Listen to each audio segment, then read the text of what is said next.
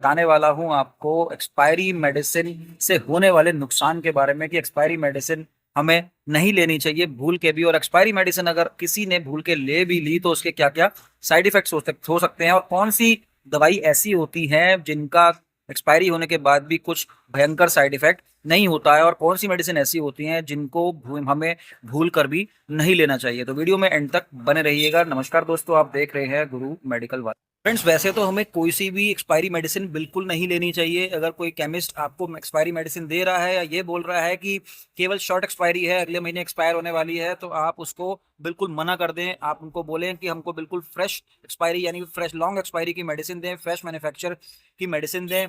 क्योंकि दोस्तों, expiry medicine जब होती है तो आपको नहीं पता कि कौन सी मेडिसिन कहाँ पर जाके आपको साइड इफेक्ट कर सकती है। अगर मैं बात करूँ तो अगर पैरासीटामोल है या मल्टीवाइटमिन है या फिर कुछ ऐसी मेडिसिन होती हैं जिन पर बेस्ट बिफोर लिखा होता है, एक्सपायरी डेट मेंशन नहीं होती। जैसे फॉर एग्जांपल लिखा होता है, मैन्युफैक्चरिंग डेट डली होती है, एमआरपी डला होता है, और साथ में लिखा होता है कि एक्सपायरी की जगह लिखा होता है best before 24 months, best before 3 years, 2 years, 1 year. तो ये आप मेडिसिन ले सकते हैं, वो भी ज्यादा पुरानी ना हो तब।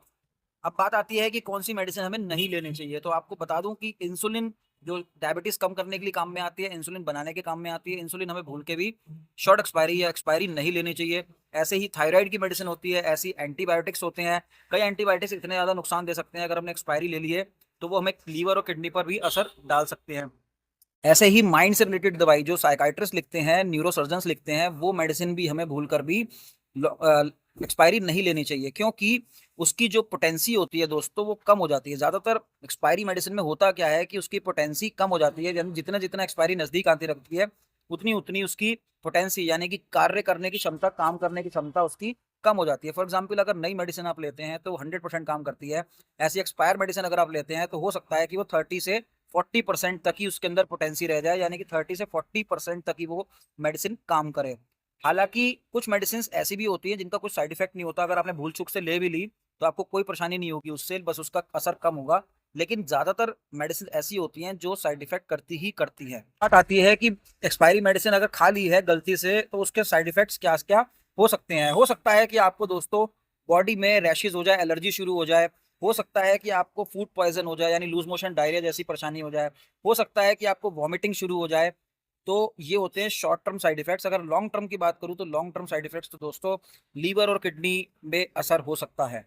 बात करते हैं कि कौन से प्रोडक्ट अगर भूल चूक से एक्सपायरी आपने ले भी लिए तो उनका कोई साइड इफेक्ट नहीं होता, लेकिन उनकी पोटेंसी यानी कि कार्य करने की क्षमता, काम करने की क्षमता उनकी कम हो जाती है। बात करेंगे मल्टीविटामिन कैप्सूल, जिन पर बेस्ट बिफोर लिखा होता है। मैंने आपको पहले बताया कि जिन पर बेस्ट बिफोर लिखा होता है वो मेडिसिन अगर आपने भूल चूक से ले भी लिए तब भी कोई दिक्कत नहीं है। मल्टीविटामिन हो गए, प्रोटीन पाउडर हो गए। प्रोटीन पाउडर में भी दोस्तों ऐसा कुछ नहीं होता कि आपको जाके बहुत ज्यादा साइड इफेक्ट करे, ठीक है।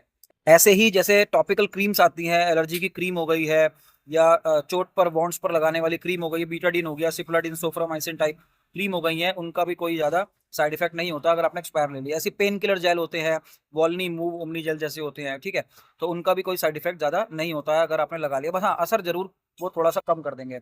ऐसी आयुर्वेदिक मेडिसिन जो होती है दोस्तों, आयुर्वेदिक मेडिसिन तो हालांकि मैं बताऊंगा आपको कि एक्सपायर नहीं होती है, लेकिन कंपनीज को सख्त इंडिकेशंस हैं कि आप अपनी मेडिसिन, आयुर्वेदिक मेडिसिन भी हो तब भी आप उसमें एक्सपायरी जरूर मेंशन करेंगे। हालांकि जो पॉन्ड्स होते हैं, आशा अरिष्ट होते हैं, दसमूलारिष्ट, अशोकारिष्ट, या फिर पंचाशव आता है, पंचारिष्ट आता है, इन सब का कोई ज़्यादा साइड इफेक्ट्स नहीं होते हैं। बल्कि आयुर्वेदिक मेडिसिन तो कहते हैं कि जितनी पुरानी हो उतनी ज़्यादा अच्छा काम करती है। हालांकि आपको फिर भी अवॉइड करनी चाहिए, उनकी भी एक्सपायरी देखकर ही आप मेडिसिन खरीदें। उन आयुर्वेदिक मेडिसिन का दोस्तों कोई हालांकि एक्सपायरी नहीं होती है, लेकिन फिर भी आप प्रिकॉशन के तौर पर कोशिश ये करें कि एक्सपायरी मेडिसिन वो भी ना लें। अगर आपको भी कंटेंट पसंद आया हो तो मेरे चैनल को जरूर सब्सक्राइब कर दिएगा, और शेयर और लाइक करना मत भूलना। मिलते हैं नेक्स्ट वीडियो में, टेक केयर, बाय बाय।